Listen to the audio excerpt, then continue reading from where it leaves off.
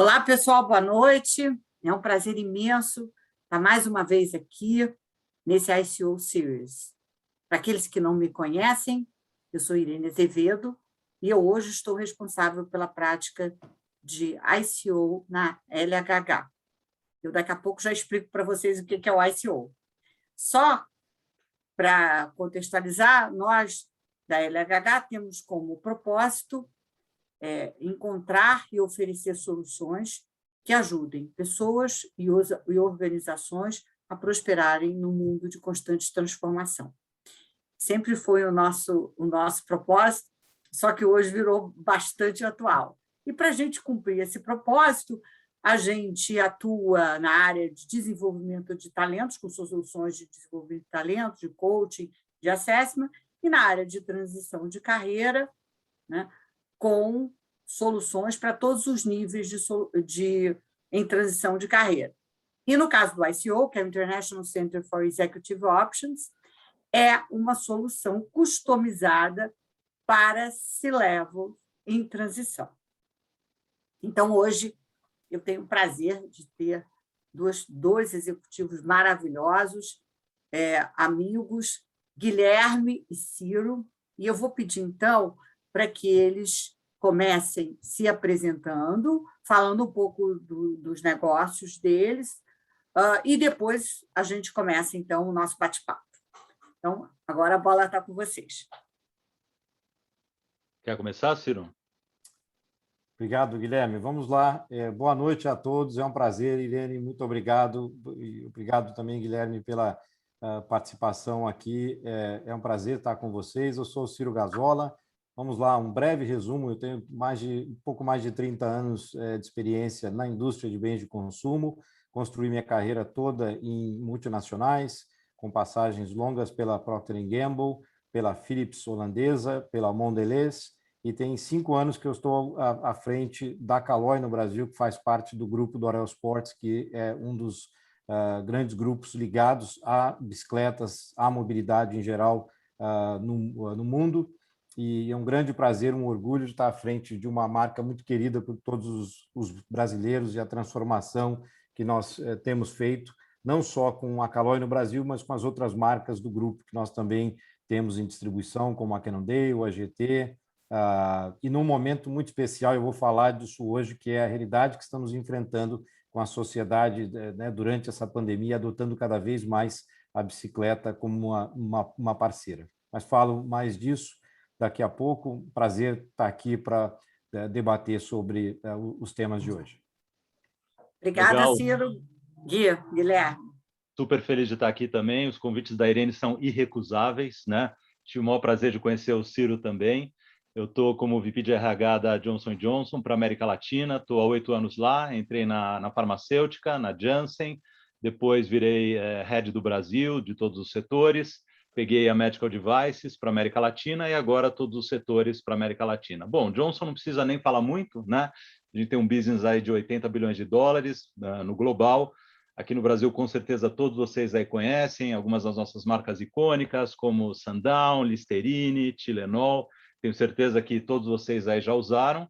E, mais recentemente, a Pharma, a Janssen, está muito conhecida por toda a questão da vacinação, e uma dose só, o que é bárbaro, né? E tem o setor de medical devices também, pelo qual eu me apaixonei, que tem ortopedia, tem cirurgia, e são cirurgias robóticas, digitais, pouco invasivas. É impressionante fazer uma visita a campo e poder acompanhar uma cirurgia sem estar na sala cirúrgica, olhando toda a tecnologia de dados. Então, é um business realmente fascinante e muito conectado ao momento que a gente está vivendo com os desafios da saúde.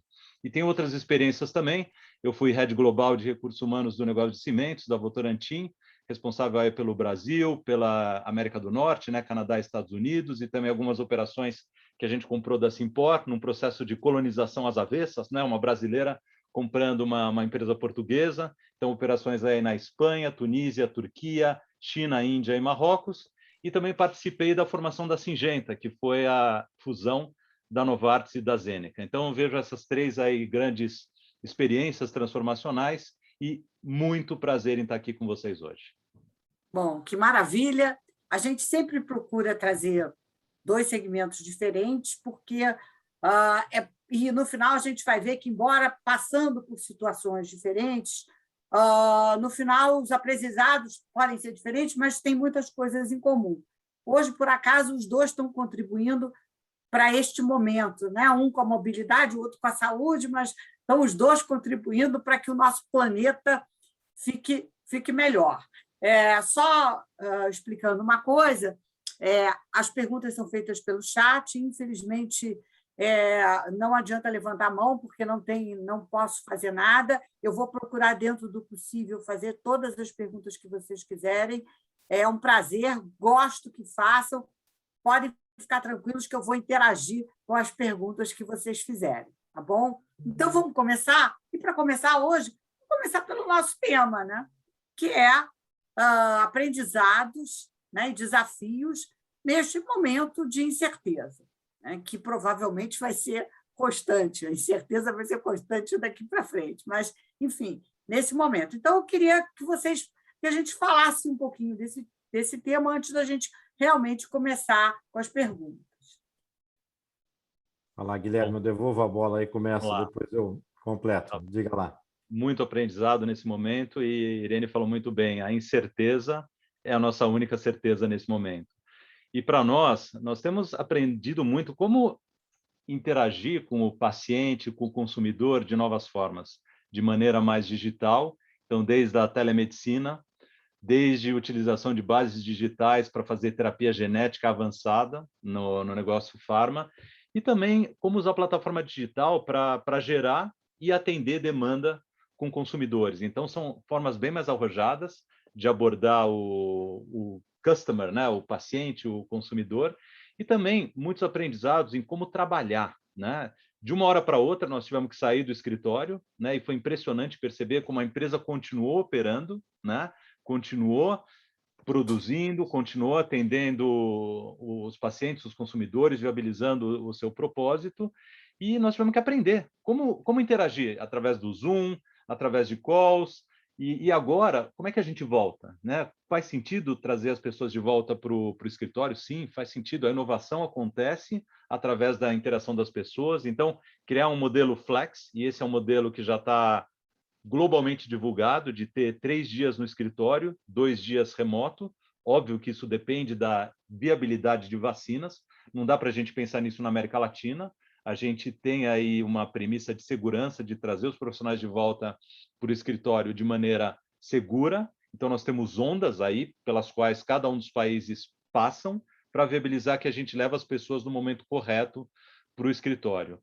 E uma vantagem de estar na América Latina e num estágio anterior dessa crise é que nós estamos aprendendo muito com a Europa, com a América do Norte e também com a Ásia, do que fazer e do que não fazer, porque é um momento muito desafiador, né? De tentativa e erro para garantir que a gente leva as pessoas de volta para o escritório. E é muito errado falar return to work, porque a turma nunca trabalhou tanto. É return to workplace. Isso é muito importante deixar claro, porque a turma nunca trabalhou tanto e nunca teve tanto desafio de mental health, né, de saúde mental. Então, o desafio nesse momento é, no momento correto, trazer as pessoas de volta para o escritório de maneira segura para a gente continuar aí a nossa jornada de inovação que tanto diferencia uma empresa como a Johnson & Johnson. Ô, Guilherme, e não é home office, é work from home, porque nós não estamos em home office, por enquanto, né? Pois é. O work from está todo mundo trabalhando de casa, não é não? Exatamente. Ótimo. Muito bem. Ciro, por favor. Tá bom, já tem perguntas ali, mas deixa eu só fazer uma introdução sobre esse tema. Olha, do nosso lado, os aprendizados começaram com saber lidar com as ondas que tivemos nessa pandemia, tá? E eu vou colocar 3 pilares que têm sido o foco de todos na empresa, mas da nossa liderança, que foi lidar com as pessoas e lidar com o caixa e lidar com a cadeia de fornecedores e clientes. Deixa eu falar um pouquinho de cada uma. Nós entramos nessa pandemia, imagina, nós temos o coração da nossa empresa, a planta né, industrial que temos em Manaus. Manaus foi uma das cidades mais afetadas, se todos se lembram, durante o ano de 2020. Então, somos temos uma cultura muito focada externamente, engajada com os clientes. Nós cobrimos quase 2.000 clientes diretos em 6 canais de distribuição. Então, é uma empresa muito voltada para fora e, ao mesmo tempo, um eixo industrial muito forte. E isso, no início, imagina, nós tivemos, né, um impacto na época com as pessoas da pandemia tão relevante que tivemos que parar a fábrica durante 2 meses. E qualquer operação industrial que você tem que paralisar a fábrica com a cadeia de estoque de matéria-prima, produto acabado, toda a cadeia de clientes atendendo, foi um imenso desafio. E, em paralelo a isso, que eu levo a questão na gestão de caixa, o varejo, durante 3 meses, o ano passado, em abril, maio, junho, fechou, travou. Então, nós tivemos todo tipo de desequilíbrio entre, né, lidar com fornecedores, lidar com expectativa de clientes, mas voltando, o que funcionou muito para a gente foi ter feito um trabalho de comunicação semanal com todos, gerenciando expectativas, deixando claramente, né, o que estava acontecendo dentro desse eixo da gestão da empresa, as preocupações de cuidar não só das pessoas, e apoiamos no lado médico não só os funcionários, mas as famílias também, principalmente ligado à situação nossa de Manaus. E essa gestão de caixa, eu vou ser bem honesto, direto, eu pensei há um ano atrás, um ano e pouco atrás, 1 ano e 3 meses atrás, que seria um ano muito complexo para gerenciar o equilíbrio. E acredite se quiser, quando começou o segundo semestre, a bicicleta, que já era, né, um bem querido, nós estávamos passando por 2 anos de recuperação depois da crise de 2015 a 2017, o ano de 18 e 19 já foi o início da recuperação da indústria. Esqueci até de comentar, tá? Eu desempenho o papel como vice-presidente de bicicletas da Abraciclo, né, que é a Associação Nacional de Duas Rodas, então eu que falo institucionalmente o nome da bicicleta, e essa realidade começou. As pessoas, isso foi mundial, todas as regiões do mundo e no Brasil também começaram a adotar a bicicleta, e nós estamos até hoje com uma situação de buscando tentar atender a demanda da população, porque a bicicleta foi adotada como meio de lazer, como meio de deslocamento, né, até o trabalho, de interação com a família, né, nos fins de semana. Então, houve essa explosão, como eu disse, mundial, mas com um efeito no Brasil também muito relevante. E desde então nós estamos gerenciando as expectativas dos clientes, mas principalmente gerenciando os fornecedores, porque estamos com, assim como a indústria de veículos está passando, estamos com falta de peças e componentes na rede de fornecedores, que a grande maioria está na Ásia. Então, assim, essa gestão dos 3 pilares que eu falei tem sido crítica: gerenciar as pessoas, gerenciar o caixa, gerenciar a cadeia de fornecedores e clientes. Ótimo. Aqui tenho 2 perguntas. A primeira da Luísa Cotas, ela diz o seguinte, tem assim, work from anywhere, né? Então, assim, algumas das empresas abraçarão o work from anywhere. Já estamos vendo, e aí vou complementar um pouco a pergunta da Luísa, a gente já está vendo, nós ali da LHH, inclusive, contratamos já, por exemplo, o Rafael, que era o nosso gerente de marketing, hoje ele tem uma posição global trabalhando no Brasil, né?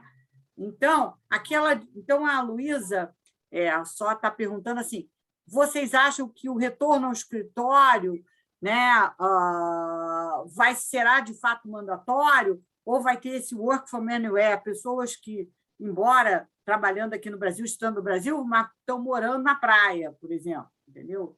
O que vocês acham disso? Eu acho, Como é que é? Irene e Luísa, que... Bom, a pergunta é ótima, né? E é um grande dilema que as organizações estão vivendo. Agora, eu acredito que a integração das pessoas, essa conversa do café, de almoçar junto, de estar lá no escritório, gera uma inovação importante, né? Essa é uma premissa fundamental da plataforma de inovação das empresas. Agora, sem dúvida nenhuma, a gente tem que buscar o capability. Então, esse exemplo que você coloca, Irene, me fez lembrar um exemplo nosso também. Hoje, a nossa rede global de treinamento e desenvolvimento, que ficava em New Brunswick, né, no nosso head office lá nos Estados Unidos, ela está baseada em Singapura e ela tem um cargo de natureza global.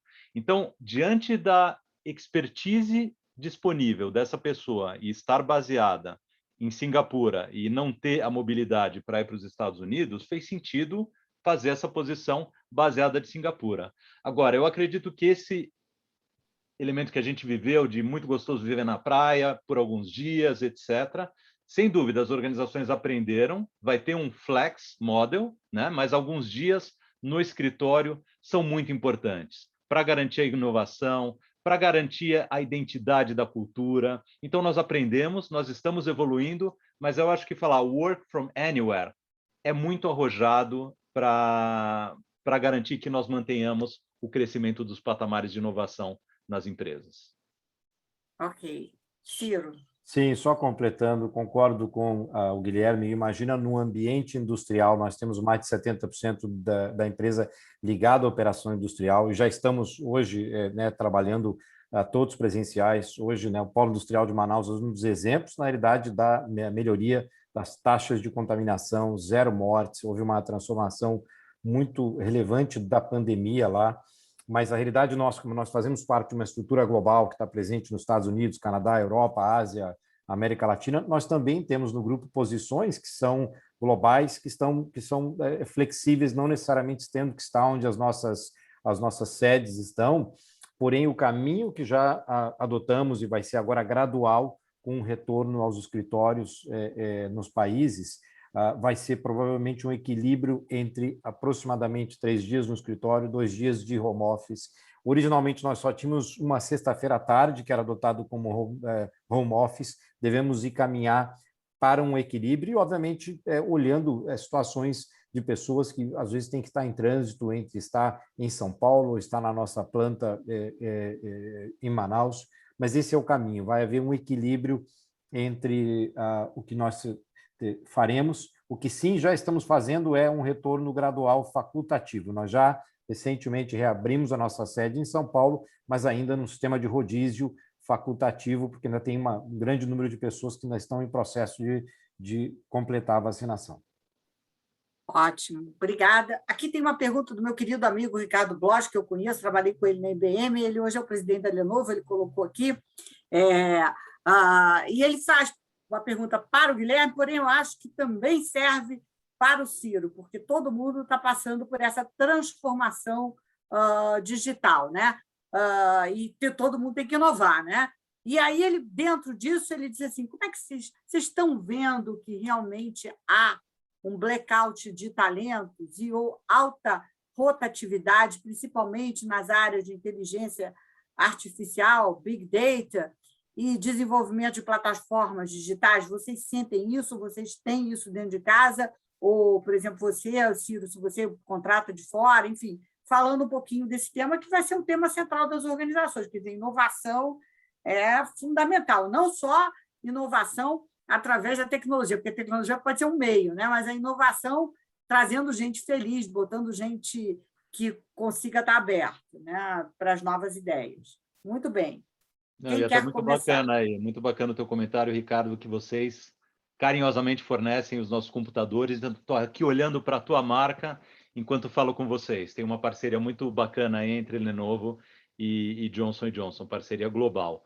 E, sem dúvida, esses capabilities que você mencionou tão bem são escassos no momento atual. Várias organizações estão atrás deles.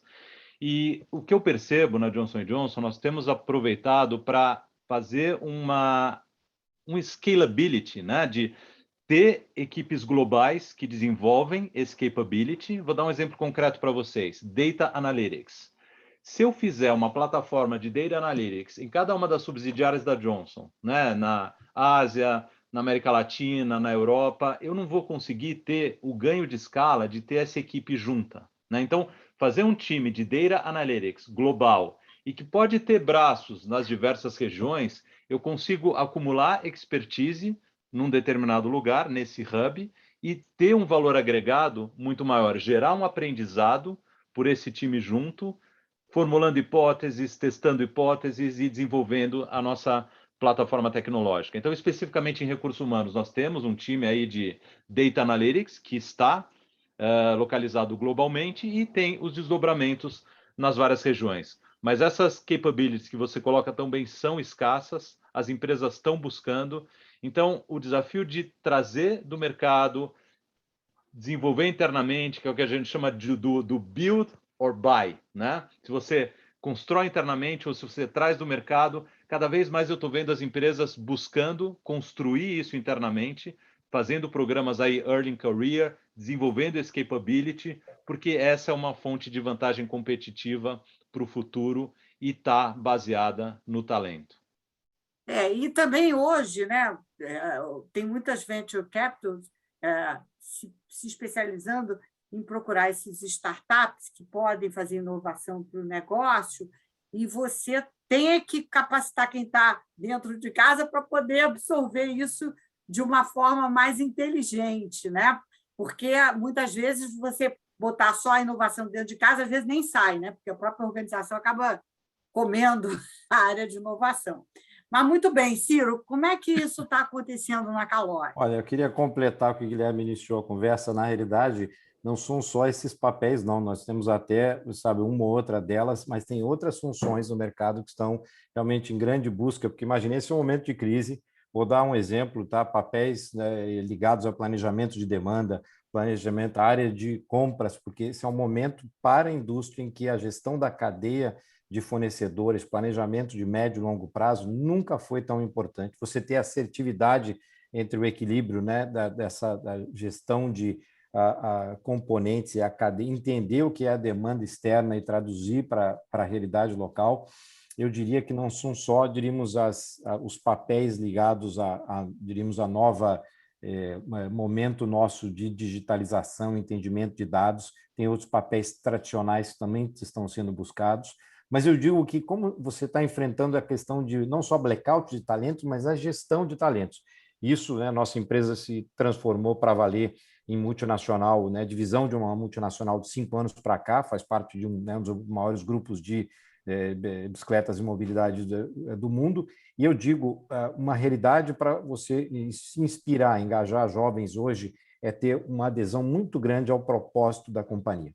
E eu digo isso pela nossa realidade. Eu vi aqui o comentário, eu vou falar também da Luísa falando sobre Ela o momento fez da aqui uma, bicicleta, a Luísa, mas né? olha, nós temos e nós realmente vivemos, e esse trabalho de propósito que a gente renovou o trabalho de propósito, fazendo isso há 3 anos atrás aproximadamente, engajou muita organização como todo. Nosso propósito é movermos pessoas por um mundo melhor. E tudo que a gente faz está ligado a entender o que o ciclista precisa, o que o nosso consumidor ali realmente precisa pela realidade, por esse momento. Para vocês terem uma ideia, cada vez mais o nosso Brasil está virando um país da mountain bike, porque com a superfície lunar que temos no Brasil inteiro, as pessoas, né, usam vários tipos de bicicleta, mas cada vez mais adotam a mountain bike Aro 29, seja ela de aço, alumínio ou carbono, para ser a bicicleta que dá versatilidade. Quem tem, né, condições e tem mais bicicletas em casa vai optar por uma bicicleta de speed ou vai por uma bicicleta urbana. Agora temos uma nova realidade que, né, de 3, 4 anos para cá está começando a crescer o segmento de elétricas no Brasil. Ainda está engatinhando, 2 para 3% do mercado, mas vai ter um potencial futuro muito grande. A gente está investindo nisso também, mas essa realidade eu só queria reforçar a importância de ter um propósito que conecta com a organização e a importância de olhar para a gestão de talentos que envolvem não só as novas funções, mas algumas tradicionais também. Tá? E sobre o comentário da Luísa, sim, nós temos, né, como nós atuamos também, temos equipe de mountain bikes, de atletas que atuam, né, no Brasil, América Latina, inclusive o campeão mundial de mountain bike de maratona, é um carioca, atleta nosso, inclusive essa semana está correndo o Campeonato Mundial outra vez, nos ajudou muito a inspirar as pessoas para essa realidade do ciclismo e o trabalho que temos feito no Brasil inteiro com lojistas para realmente motivar encontros e a conexão. Vai lá. Eu vou te falar, viu, Ciro? Dependendo, eu moro a meia hora a pé do escritório da Johnson, né? Então, em época pré-pandemia, que ia para o escritório todo dia, dependendo do horário, se eu pegasse a minha Caloi e fosse até o escritório, eu ia mais rápido do que se pegasse o carro. Então, é algo muito bacana. E eu queria pegar uma carona aí num comentário que você fez, Irene, da inovação. A inovação, cada vez mais, ela vai acontecer em cadeia, né? Então, veja, a inovação da Johnson, ela acontece internamente, desenvolvimento de produtos, mas cada vez mais através de parcerias. Parcerias com startups, parcerias com empreendedores, parcerias com universidade. Eu tive a oportunidade de ir para Boston e conhecer um dos JJ Labs, que é uma organização dentro da Johnson que faz essas parcerias e estimula essa inovação. Porque a empresa que acreditar que a inovação vai acontecer apenas internamente, ela está perdendo uma série de oportunidades. Então, cada vez mais, você vai ter que olhar o teu modelo de negócios internamente, mas também com todos esses braços aí na cadeia externa, e inovação é um tema fundamental para você olhar de maneira mais ampla. E vocês acham que, por todo desse contexto, daqui a pouco eu vou para uma pergunta, que eu vi que o Natan fez uma pergunta, e acho que também ele fez para o Ciro, mas acho que vale para você Então, num esse outro contexto. ponto do Natan, vai ser um prazer responder isso aí. Ótimo. Então, já falo já. Natan, aguenta aí, hein? Não fica ansioso, não, a gente já vê você. Só quero entender um negócio. Vocês acham que mudou algo no relacionamento, dentro desse contexto, no relacionamento com os colaboradores e também com os clientes? Esse contexto de pandemia, a gente mudou. O que mudou? Bom, mudou tudo, né? Você atende de uma forma digital, você se conecta de maneira muito mais ágil. Pega aí o exemplo de telemedicina. A gente tem feito também vários webinars para disseminar conhecimento para stakeholders dentro da cadeia de saúde, que é extremamente complexa, e aumentar a eficiência dessa cadeia é um desafio muito grande. E ao disseminar esse conteúdo, você cria parcerias importantes e aprimora o sistema como um todo. Veja, de novo, esse raciocínio de você olhar fora da caixa da sua organização. E da mesma forma com os funcionários, né? Mudou, as pessoas continuam trabalhando cada vez mais, mas de maneira remota. Vamos trazer as pessoas de volta para o escritório nesse modelo híbrido de 3x2 para gerar inovação. Mas certamente muita coisa a gente aprendeu. Veja, vou fazer o budget de viagem, estamos no momento agora de business plan, fazer o budget de viagem para 2022.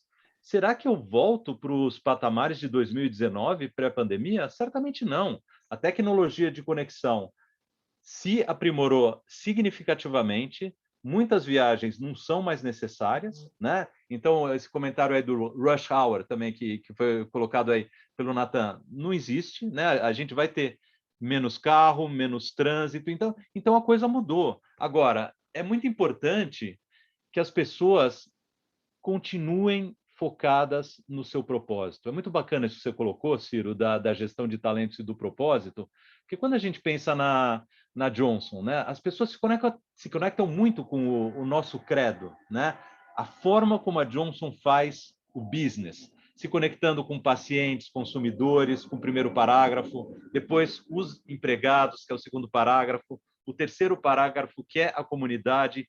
E se esses 3 parágrafos estiverem consistentes, aí sim o acionista vai ter um lucro justo. Então, veja que interessante, como tudo isso cria um propósito maior com o qual as pessoas se conectam. Então, muita coisa mudou, mas essa conexão com o propósito, que você colocou tão bem, Ciro, é algo que não muda e que vai continuar mantendo as pessoas comprometidas e engajadas. Eu não gosto do tema retenção. Eu quero que as pessoas estejam engajadas Eu com a também gente acho. e não retidas.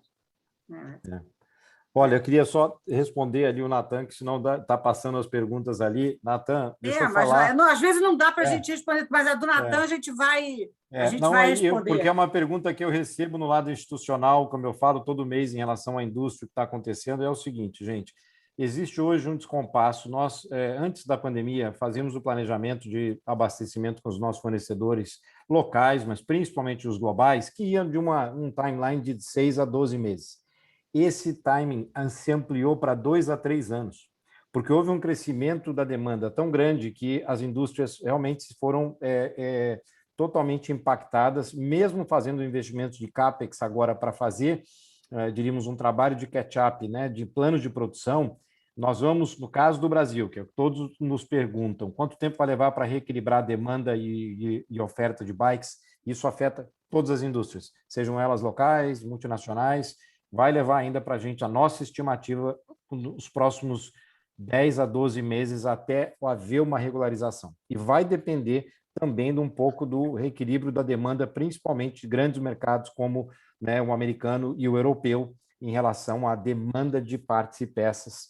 Mas nós acreditamos que um timeline aí vai ser aproximadamente 12 meses, sim, as pessoas, né, nos questionam bastante, o nosso saque está sempre bem ativo no sentido de dar uma visibilidade, porque as bicicletas, né, os estoques de bicicletas, para vocês terem uma ideia, o varejo costumava trabalhar com 2, 3 meses de estoque de bikes no passado, pré-pandemia. Hoje tem 1, 2 semanas e olhe lá.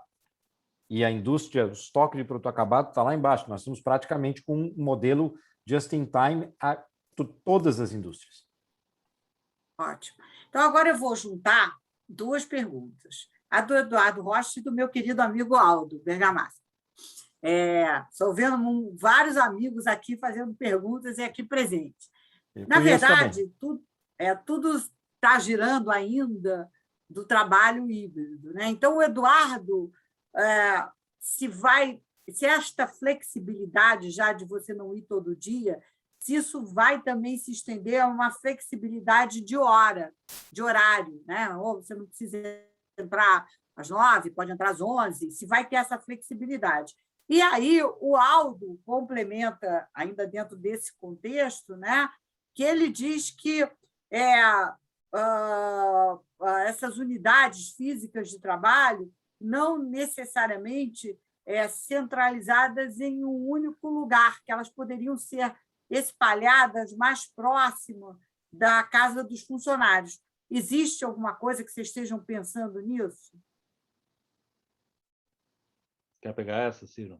Olha, no nosso caso, nós temos pensando hoje, e eu posso falar globalmente e aqui no Brasil. No Brasil, nós tínhamos até 3, diríamos, operações administrativas. No meio da crise, foi até bem-vindo, nós fizemos uma unificação, temos um novo escritório que fica no Robocop, em São Paulo, e desde então, na realidade, estamos com todos ainda, né, trabalhando de casa e fazendo essa volta gradual e facultativa agora. Mas já foi, até na escolha, nós tínhamos pensado em localizações dentro de São Paulo que não seriam necessariamente mais, diríamos, acessíveis em termos de acesso ao metrô, acesso a deslocamentos, né, de veículos. Nós temos um percentual que vem de bicicletas e tomamos a decisão de estar no local que tem acesso direto para a ciclovia, seja a ciclovia da Berrini ou da Marginal Pinheiros, que tem ali. Por isso, nós preferimos uma localidade que está do lado da estação Berrini do metrô. Então, pensamos sim um pouco, temos ainda uma fatia de pessoas, porque a nossa base anterior, que também tínhamos um centro de operações em Atibaia, ainda temos pessoas morando fora de São Paulo, mas estamos dando toda a flexibilidade, inclusive com suporte de transporte, já pensando no período pós-pandemia. Tá? E no caso, né, de Manaus, que é o grande centro, lá todos estão muito próximos, né, dentro do que é, diríamos, a área metropolitana de Manaus, para estar ligado à fábrica e tem todo o sistema de transportes lá. Mas, globalmente, esse, para nós, também, tivemos aí migrações de alguns escritórios regionais, levando em conta essa preocupação, como atender as pessoas. E aqui acho que tem uma outra pergunta que levantaram. E essa questão da hora do rush vai morrer?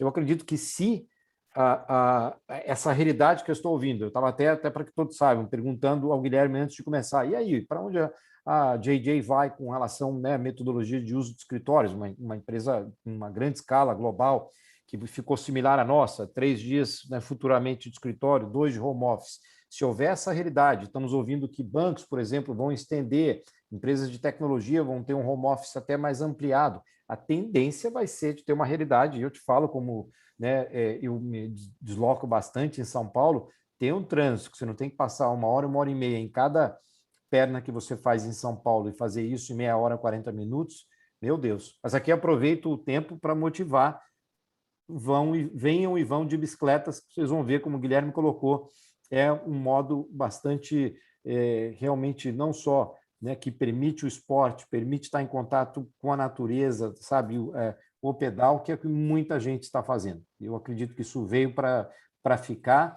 mas reconheço ao mesmo tempo que estamos trabalhando também, né, pensando em todo o Brasil sobre a melhoria de infraestrutura cicloviária. O Brasil só vai crescer realmente a adoção da bicicleta, falo isso porque é o que eu falo todos os meses no meu papel da Abracico. O país precisa de realmente avançar na quantidade e qualidade da infraestrutura de ciclovias e ciclofaixas e na segurança. Segurança hoje ainda para o Brasil, no que diz respeito ao uso da bicicleta, é um problema a ser atacado também. E aí, só complementando, o Guilherme, antes dele falar, complementando isso, tem uma pergunta do Lindomar. Vocês estão pensando nessas cadeiras mais apropriadas para os cadeirantes? Já tem isso no pipeline de vocês? Olha, não temos no portfólio, como eu disse, hoje nós já temos um lag aí de um ano, sabe, de lançamentos, todos que se atrasaram. Estamos vendo algumas oportunidades voltadas para esse caminho, mas ainda, eu diria, não é um projeto formalizado, tá? Mas sim, estamos avaliando, mas não é um projeto formalizado.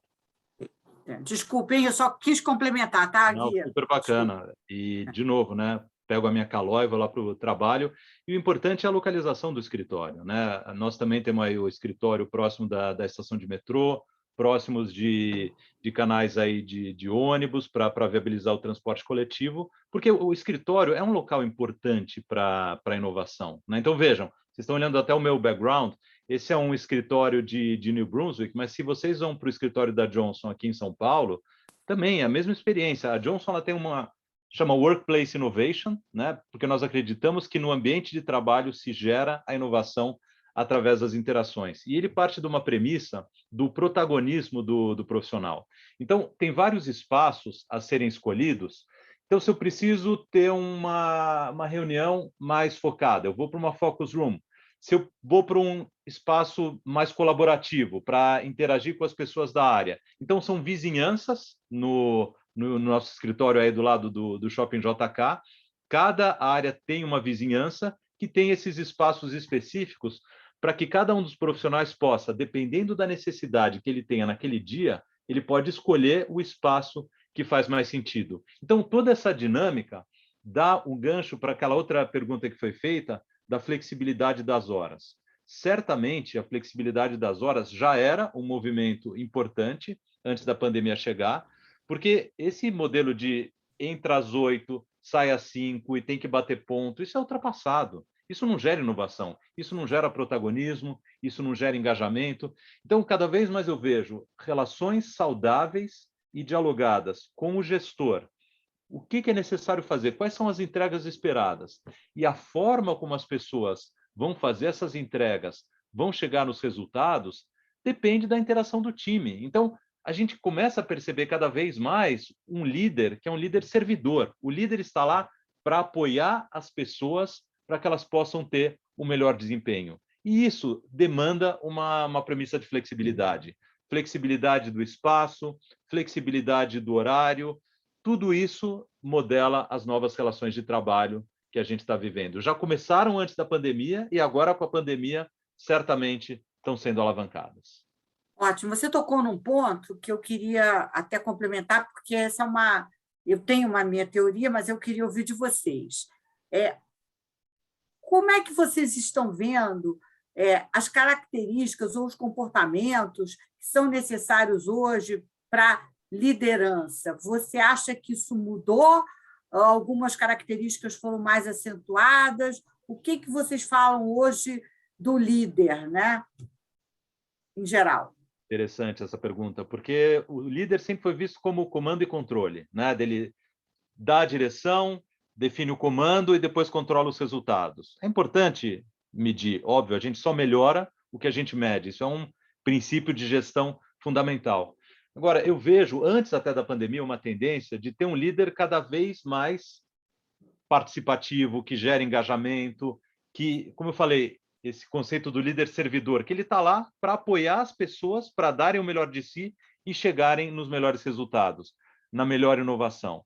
Quando a gente fala de metodologia digital, né, retomando aquela outra pergunta, a base do processo de digitalização das empresas passa pelo líder servidor, que talvez ele não tenha aquele conhecimento digital, mas ele consegue criar o espaço, ele atua como um coach, como um apoiador das pessoas para que elas possam chegar nesse resultado. E outra coisa que eu vejo também, algo cada vez mais importante no líder, é que ele consiga lidar com a complexidade. Então, se nós tínhamos antes aquele tradicional organograma, né, que eu tinha lá o presidente, diretor da área tal, diretor da área B, diretor da área C, cada vez mais as organizações, diante dos modelos de negócios complexos, vão precisar lidar com estruturas matriciais. Então, liderar por influência, liderar pessoas que não estão na sua hierarquia vai ser importante.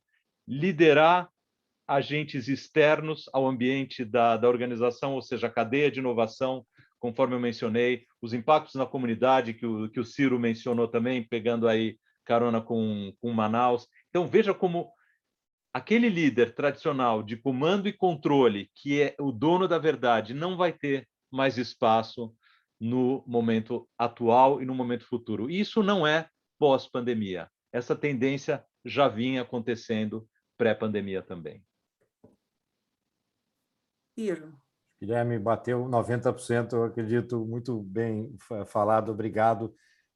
Respondendo as premissas básicas, acredito, de liderança não mudaram, né? Guilherme comentou muito bem sobre alguns temas, eu assim, sou muito focado e vejo isso no desenvolvimento dos nossos líderes também, a importância de cada vez mais ter uma comunicação muito clara, muito participativa. Nós vimos isso durante essa pandemia, nesses últimos quase 2 anos, a importância de você estar disponível para participar, para atuar, para a resolução de problemas, para se fazer parte, não ter uma estrutura, né, um ambiente hierárquico, seja o presidente, o VP, os diretores. Eu acho que a empresa, se ela está querendo estar no novo momento, e digo mais, um dos desafios que a gente enfrenta hoje, essa realidade cada vez mais com a juventude, querendo mudar de papéis a cada 1, 2 anos e buscando novas experiências. Eu mesmo cresci num ambiente, né, Guilherme sabe, das multinacionais, onde você se desenvolve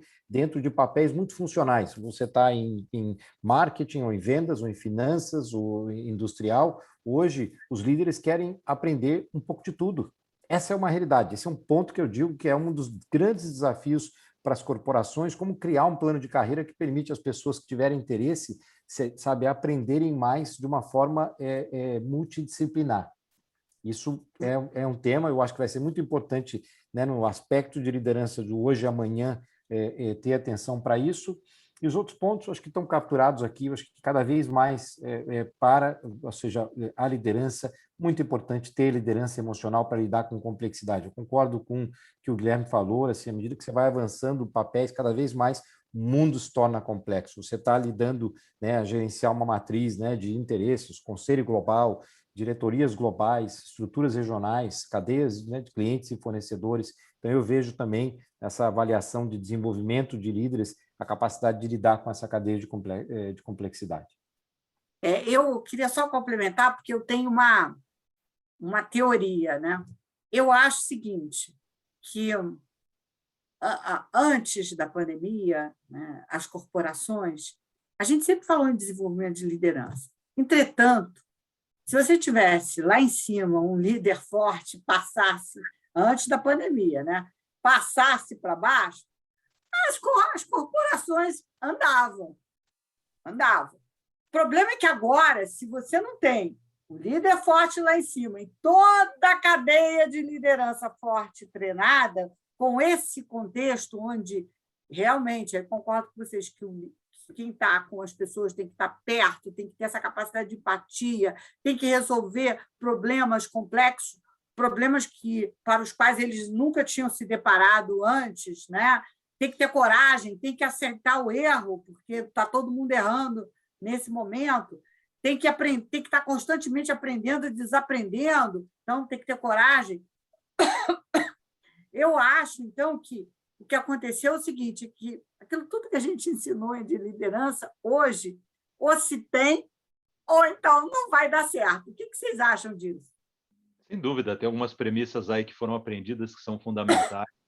Mas veja, você colocou de tirar o líder e colocar embaixo, eu lembrei de todos os processos de mentoria reversa, né? Quanta coisa líderes altos, né, se levam, estão aprendendo com as novas gerações, que trazem essa versatilidade digital e todas aquelas capabilities lá que nós falamos no início do painel. Então, você traz os profissionais mais cedo na carreira, né, e eles vão criar as condições para que eles possam aprender com os líderes essa senioridade, a capacidade de enxergar a complexidade, de lidar com múltiplas variáveis, matriz, comunidade, etc. Mas eles também vão ensinar com essa digital savvy, né? Essa sabedoria digital, e muitas outras coisas que eles trazem para o líder. Então, a abertura para ouvir, a abertura para aprender e para servir a sua equipe para que ela possa dar o melhor, vão ser fundamentais.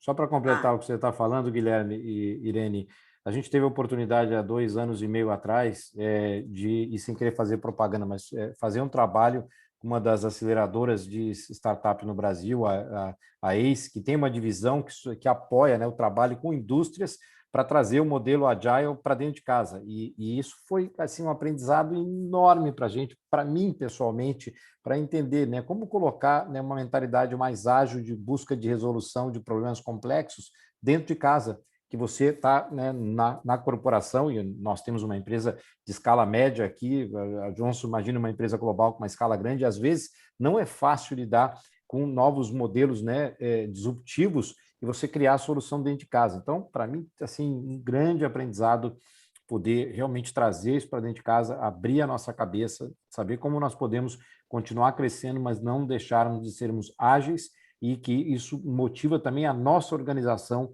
na busca de novos negócios e oportunidades.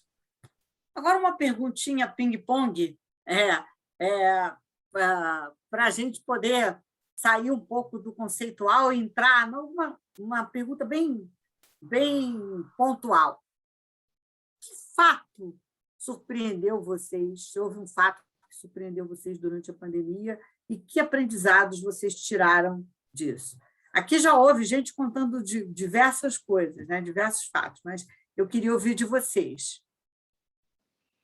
Olha, eu tive um aprendizado que foi de um dia para o outro, né? Em março do ano passado, que nós tivemos que fechar o escritório e a empresa continuou operando. A empresa continuou atendendo demanda, continuou gerando demanda, desenvolvendo produtos. Então, veja, se nós testássemos uma hipótese, né? Se nós fecharmos o escritório, se for todo mundo para casa, o que será que vai acontecer? A empresa para de trabalhar? E nós tivemos que aprender nesse cenário difícil que era possível tomar decisões, ser ágil. A Johnson é uma empresa global, muito focada em compliance e, portanto, toma algumas decisões com muito cuidado.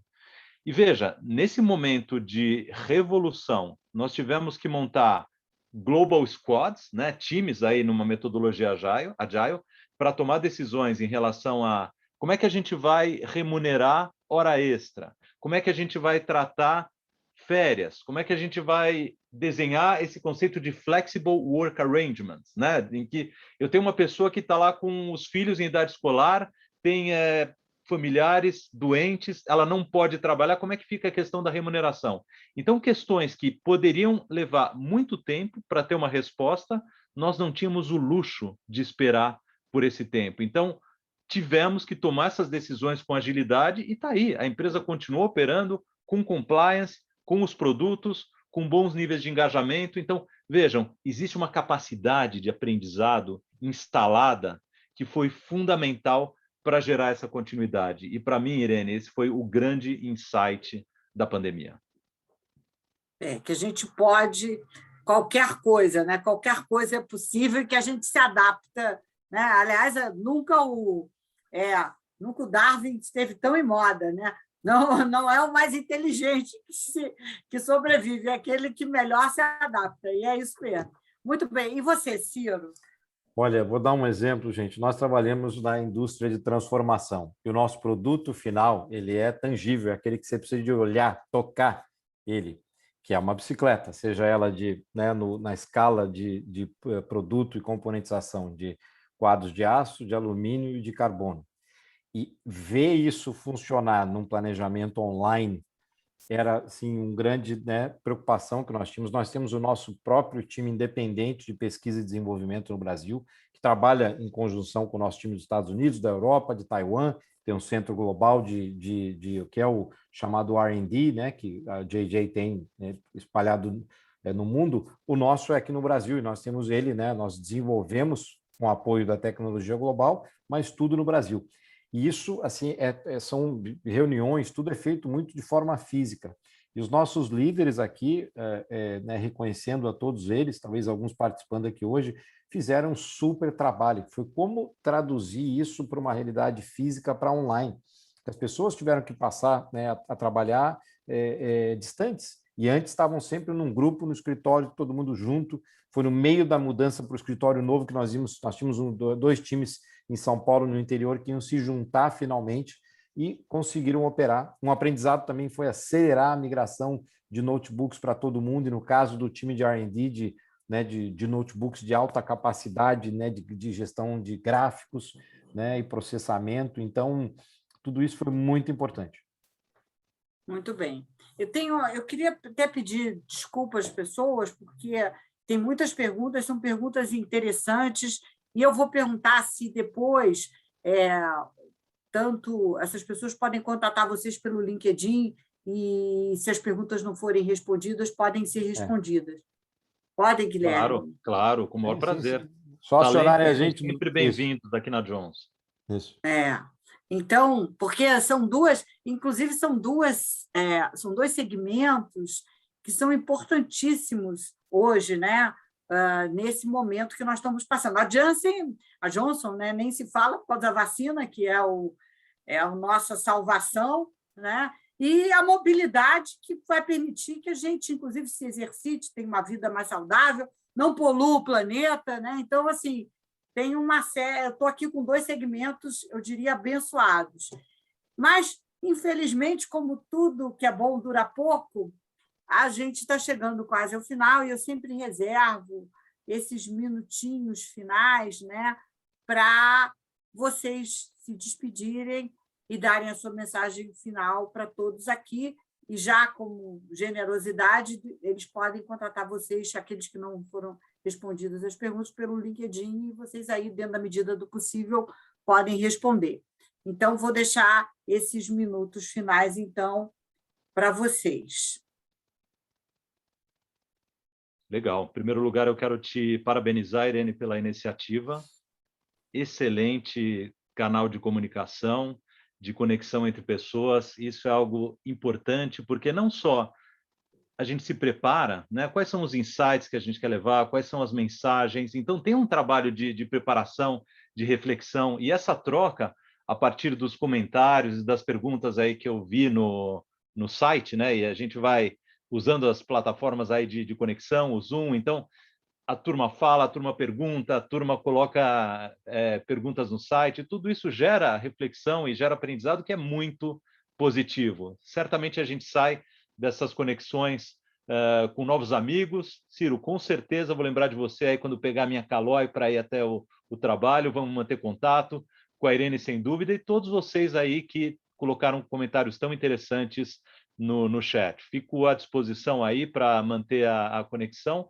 E como mensagem final, eu colocaria o tema do propósito. Eu me empolgo muito com essa questão do propósito, né? Como isso mobiliza a gente. E sempre que há uma adversidade, há uma questão difícil pela frente, sempre quando eu vejo uma decisão importante de ser tomada e uma decisão difícil, let's step back, olhar por cima e ver como é que isso se conecta com o propósito, né? Olhando de uma maneira mais ampla, de longo prazo. E quando eu conecto essa decisão difícil com um propósito maior e mais engajador, essa decisão vem com tanta fluidez. Então, continuem se conectando com o propósito de vocês e continuem aí contribuindo para o bom desenvolvimento do nosso grande planeta, seja na área de mobilidade, seja na área de saúde ou na área que cada um de vocês esteja. Obrigada, Ciro. Não, obrigado. Bom, igualmente aqui, quero agradecer, Irene, pelo convite, por esse debate, pela participação do Guilherme, com toda a experiência dele, a visão global, local também.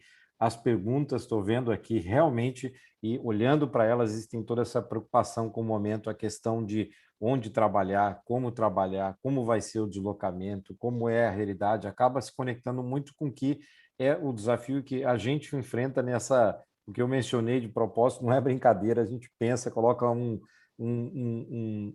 capacete de ciclista todos os dias pensando nas soluções que a gente tem que entregar para essa nova realidade da sociedade. Mas eu quero destacar também aqui, já acho que um tema, uma mensagem final, é o quanto nessa pandemia tem demonstrado o importante da gente estar próximo da família também, da gente poder curtir cada vez mais essa proximidade, estar, né, focado em não só estar próximo da família, mas investir tempo, né, durante a pandemia, se Deus quiser, após a pandemia, ainda mais, né, manter as práticas aí e, né, aproveitando a deixa, vamos lá pedalar, que faz bem para a saúde. Ótimo. Então, eu, mais uma vez, quero agradecer, vou deixar a minha mensagem final. O Guilherme tocou no propósito, o Ciro também, essa necessidade da gente estar em contato com a gente mesmo, com os nossos valores, para que a gente possa estar equilibrado, para poder olhar as oportunidades que sempre surgem, né? Então, nós hoje, se a gente olhar um ano e pouco atrás, hoje a gente já vê uma luz no final do túnel, né? Nós já estamos falando em ter a terceira dose da família, aleluia, que maravilha! Então, eu queria deixar aqui o meu agradecimento para todos da indústria farmacêutica que trabalharam que nem loucos para desenvolver essa vacina, e hoje a gente pode sorrir e agradecer os que trabalham na indústria de mobilidade, que vão nos permitir ficar mais saudáveis e suportar esse momento que, graças a Deus, está passando. Então, um beijo a todos, foi um prazer imenso e espero encontrá-los na próxima live. Muito obrigada, Guilherme e Ciro. Foi maravilhoso estar aqui com vocês, tá bom? Grande abraço para todos. Um abraço para todos, tá? Obrigado, Tchau. um abraço para todos.